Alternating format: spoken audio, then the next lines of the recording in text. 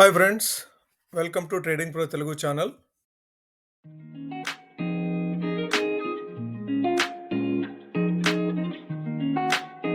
నాలుగు రోజుల ర్యాలీకి బ్రేక్ పడిందని చెప్పుకోవచ్చు. 24,500కి రీచ్ అయిన తర్వాత మార్కెట్లకు రిజెక్షన్ రావడంతో లోయర్ సైడ్ మూవ్ అవడం చూసాము. మండే రోజు ఐటీ స్టాక్స్ కంప్లీట్గా నెగిటివ్గా మూవ్ అయినప్పటికీ కూడాను ట్యూస్డే కొద్దిగా కోలుకొని అప్ సైడ్ మూవ్ అవడం చూసాము. అయితే బ్యాంకింగ్ స్టాక్స్ లో వచ్చిన సెల్ ఆఫ్ తోటి ట్యూస్డే మార్కెట్లు డౌన్ సైడ్ మూవ్ అయినాయి. మార్కెట్లు ఈ స్థాయిల నుంచి అప్ సైడ్ మూవ్ అవుతాయా, డౌన్ సైడ్ మూవ్ అవుతాయా, డేటా పాయింట్లు ఏమి సూచిస్తున్నాయి, అట్లనే అంతర్జాతీయ మార్కెట్ల నుంచి సంకేతాలు ఏ విధంగా ఉన్నాయి, పాజిటివ్గా మూవ్ అయ్యే సంకేతాలు ఉన్నాయా, నెగిటివ్గా మూవ్ అయ్యే సంకేతాలు ఉన్నాయా అనేది కూడా ఈ వీడియోలో పూర్తిగా అర్థం చేసుకునే ప్రయత్నం చేద్దాము. Hi friends, welcome to morning pulse. 8th July ఇంట్రాడేలో మార్కెట్ ఏ విధంగా కదలాడే అవకాశాలు ఉన్నాయి, ఏటీఆర్ రేంజ్ ఏ విధంగా ఉంది, ఓపెన్ ఇంట్రెస్ట్ ఎక్కడ ఎక్కువగా బిల్డ్ అయి ఉంది, నిఫ్టీకి బ్యాంక్ నిఫ్టీకి సపోర్ట్ అండ్ రెసిస్టెన్స్ చూద్దాం. ముందుగా డాలర్ మార్కెట్ ని అర్థం చేసుకునే ప్రయత్నం చేద్దాము.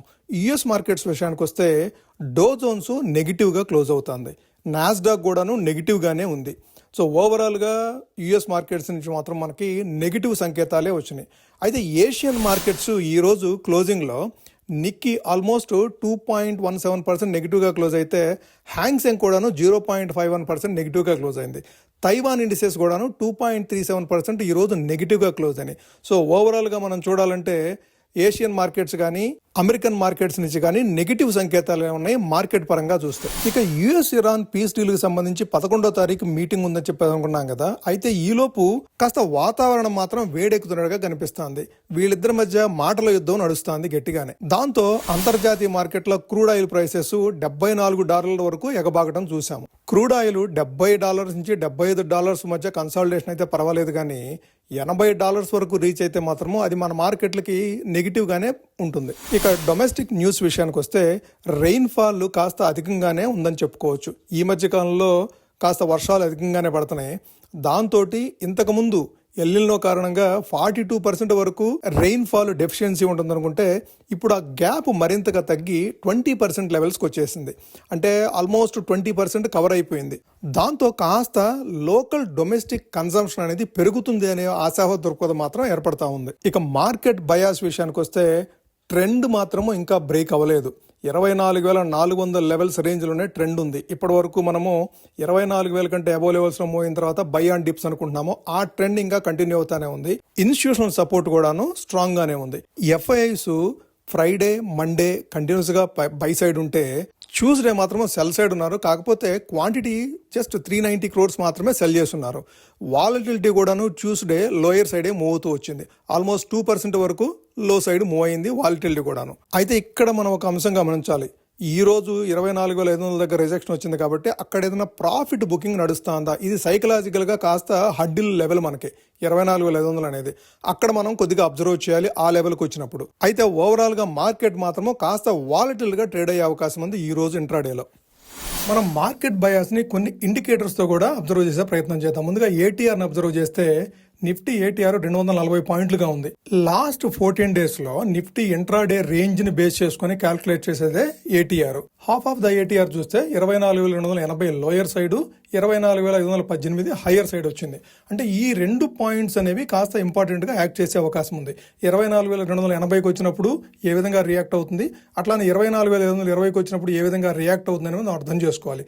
అయితే ఓవరాల్ గా రేంజ్ 24,158 నుంచి 24,638 ఏటీఆర్ రేంజ్. ఇక సెన్సెక్స్ పరంగా ఏటీఆర్ విషయానికి వస్తే last 14 days ATR range Sensex 809 పాయింట్లు, 78,180 దగ్గర క్లోజ్ అయింది కదా సెన్సెక్స్. ఏటీఆర్ ప్రకారం అప్పర్ రేంజ్ 78,990, అదే లోయర్ రేంజ్ చూస్తే కనుక 77,372.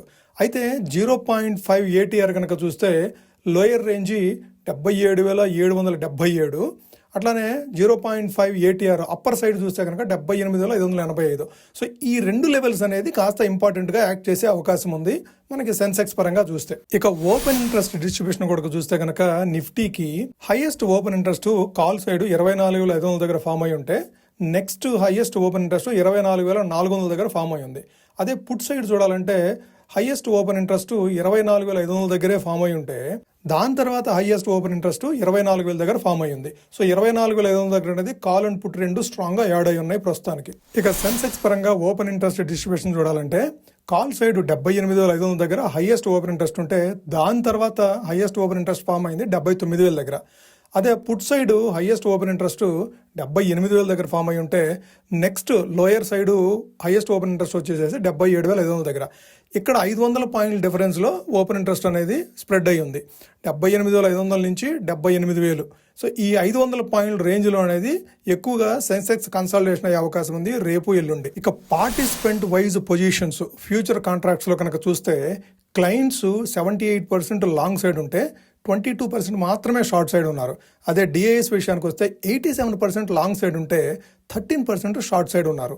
ఎఫ్ఐఎస్ మాత్రం 11% మాత్రమే లాంగ్ సైడ్ ఉంటే 89% షార్ట్ సైడ్ ఉన్నారు. ప్రో ట్రేడర్స్ మాత్రము 54% లాంగ్ సైడ్ ఉంటే 46% షార్ట్ సైడ్ ఉన్నారు. మనము పార్టిసిపెంట్ వైజ్ పొజిషన్ చూసేటప్పుడు క్లయింట్స్ ఎఫ్ఐఎస్ వీళ్ళిద్దరిని ఎక్కువగా అబ్జర్వ్ చేస్తాము. అంటే ఎఫ్ఐఎస్ 89% షార్ట్ సైడ్ ఉన్నారు కాబట్టి ఏదైనా అనుకోని విధంగా పాజిటివ్ న్యూస్ కనుక వస్తే వాళ్ళు షార్ట్ కవరింగ్ చేసుకోవాల్సి వస్తుంది. అట్లానే ఏదైనా నెగిటివ్ న్యూస్ కనుక ఫ్లో అయితే మార్కెట్లోకి క్లయింట్స్ ఆ లాంగ్ సైడ్ని అన్వైండ్ చేసుకోవాల్సి వస్తుంది. సో వీటిలో ఏది జరిగినా సరే స్ట్రాంగ్గా మార్కెట్లు మూవ్ అయ్యే అవకాశం ఉంది. ఇక చార్ట్ ప్రకారము నిఫ్టీకి సపోర్ట్ అండ్ రెసిస్టెన్స్ చూడాలంటే సపోర్ట్ 24,250 నుంచి 24,290 ఆ 40 పాయింట్ల రేంజ్ అనేది స్ట్రాంగ్ సపోర్ట్ కింద యాక్ట్ చేసే అవకాశం ఉంది. అది క్రాస్ చేసి డౌన్ సైడ్ మూవ్ అయితే 24,000 వరకు కూడాను ఫాలో అవ్వచ్చు.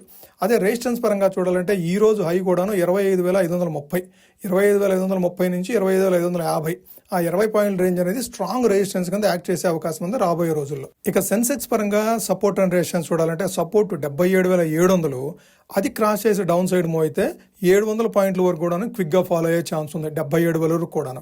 అదే రెసిస్టెన్స్ పరంగా చూడాలంటే 78,700 ప్రస్తుతం అయితే రాబోయే 2 రోజుల్లో ఈ 78,700 అనేది స్ట్రాంగ్ రెసిస్టెన్స్ కింద యాక్ట్ చేసే అవకాశం ఉంది. ఇక నిఫ్టీకి రేపటికి ట్రేడింగ్ జోన్స్ అట్లానే ఇంట్రాడేలో మార్కెట్ మూవ్స్ ని ఏ విధంగా ఇంటర్ప్రిట్ చేయాలో ఒకసారి చూద్దాము. బుల్ ట్రాప్ జోన్ విషయానికి వస్తే 24,460 నుంచి 24,520 ఈ లెవెల్కి వచ్చినప్పుడు మనం కొద్దిగా కేర్ఫుల్గా ఉండాలి. 24,500 అనేది మేజర్గా సైకలాజికల్ లెవెల్. అట్లానే ఈ రోజు కూడాను అక్కడ రెసిస్టెన్స్ ఫేస్ చేసి డౌన్ సైడ్ మూవ్ అయింది. ఓపెన్ ఇంట్రెస్ట్ కూడాను 24,500 అరౌండ్ స్ట్రాంగ్ గా బిల్డ్ అయ్యింది. 24,520 కంటే అబోవ్ లెవెల్లో కనుక ఏదైనా 15 మినిట్స్ క్యాండిల్ కనుక క్లోజ్ అయితే స్ట్రాంగ్ గా 24,650 వరకు బుల్ సైడ్ చూసుకునే అవకాశం ఉంది. అదే 24,520 నుంచి 24,500 ఆ రేంజ్లో కనుక రిజెక్షన్ వస్తే కనుక పుల్ బ్యాక్ వచ్చేసేసి 24,350 నుంచి 24,300 వరకు కూడా ఫాలో అయ్యే అవకాశం ఉంది క్విక్గా. అదే బేర్ ట్రాప్ విషయానికి వస్తే 24,300 నుంచి 24,340 రేంజ్కి వచ్చినప్పుడు కాస్త కేర్ఫుల్గా ఉండాలి. అది రీసెంట్ స్వింగ్ లో కూడాను.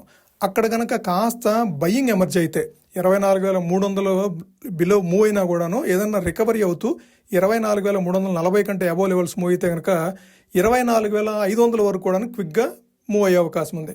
అదే 24,300 కంటే బిలో లెవెల్ మూవ్ అయితే కనుక 24,200 వరకు కూడాను ఫాలో అయ్యే ఛాన్సెస్ ఉన్నాయి. ఇది ఫ్రెండ్స్ ఈ రోజు ప్రీ మార్కెట్ రిపోర్ట్. మీకు కూడా ఇదే ఒపీనియన్ ఉందా లేదంటే డిఫరెంట్ ఒపీనియన్ ఉందా? మీకు డిఫరెంట్ ఒపీనియన్ కనుక ఉంటే మార్కెట్ మీద కామెంట్ సెక్షన్లో కామెంట్ చేయండి. అది మన వాళ్ళందరికీ కూడా ఉపయోగపడుతుంది. మీకు మన వీడియోలో ప్రజెంట్ చేసే డీటెయిల్స్ కాకుండా ఇంకా అడిషనల్గా ఏదైనా డీటెయిల్స్ కావాలన్నా కూడా కామెంట్ సెక్షన్లో కామెంట్ చేస్తే అది అప్కమింగ్ వీడియోస్లో మనం ఇంక్లూడ్ చేయడానికి అవకాశం ఉంటుంది. Thank you friends. Thanks for watching. Please like the video and subscribe the channel for daily content.